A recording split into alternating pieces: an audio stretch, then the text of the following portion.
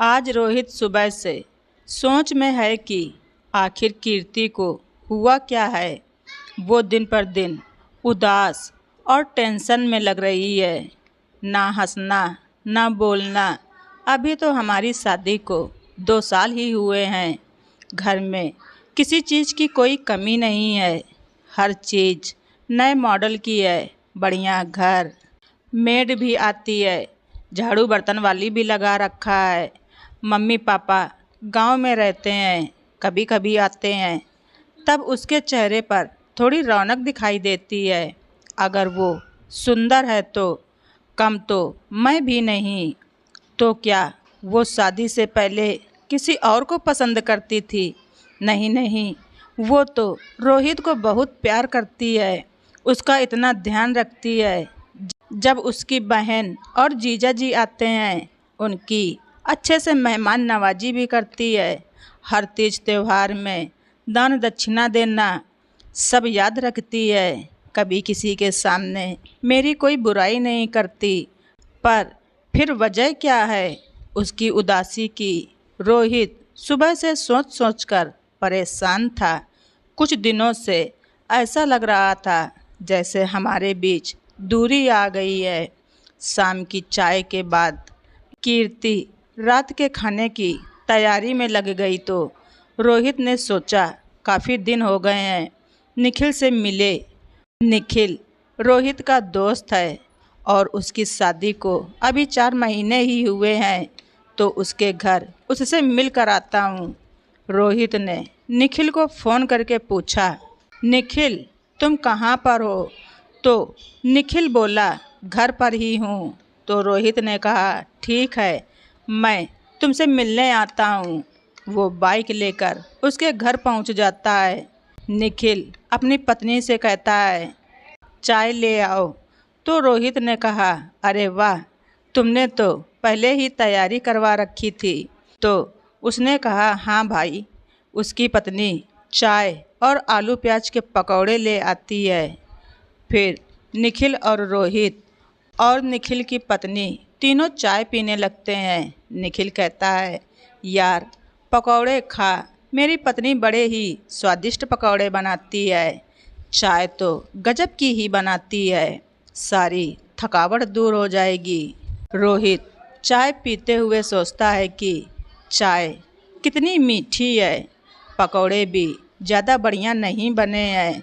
पर निखिल ऐसे तारीफ़ कर रहा है कि बस पूछो ही मत।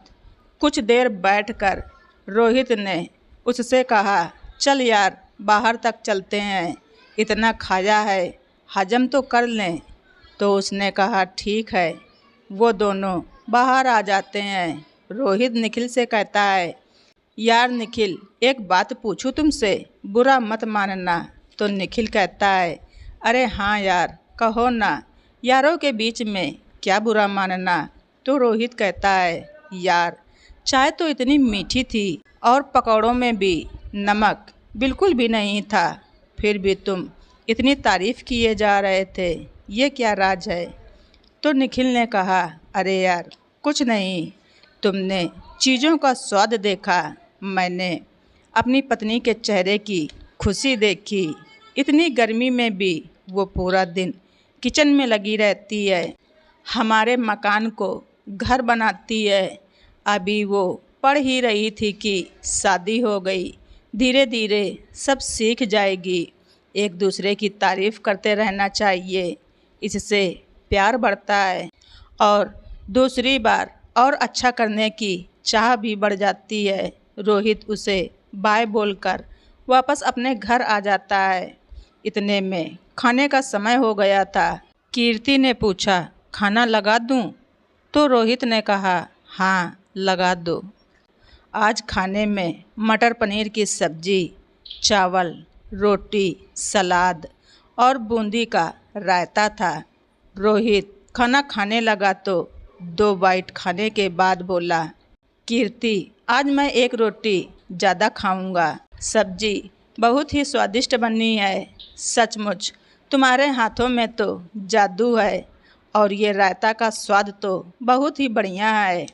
वाह, मैं तो ऐसी पत्नी पाकर धन्य हो गया। तो कीर्ति हंसती हुई गर्मा गर्म रोटियां लेकर आती है और कहती है, रोटियां गिन कर नहीं, पेट भर कर खाते हैं। और वो सब्जी डालने लगती है तो रोहित ने कहा, अरे अपने लिए भी रख लो, नहीं तो मैं सारी सब्जी खा जाऊंगा। आज कीर्ति मुस्कुरा उठती है।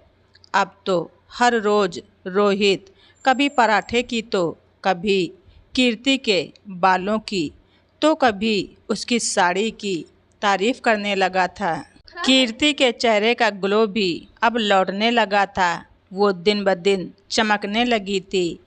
अब रोहित को समझ आ गया था कि प्यार के और तारीफ के दो बोल जिंदगी में ऐसा जादू घोल देते हैं कि जिंदगी खुशनुमा हो जाती है।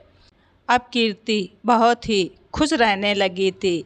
तो दोस्तों, आप सभी लोगों को हमारी ये स्टोरी कैसी लगी कमेंट बॉक्स में ज़रूर लिखें।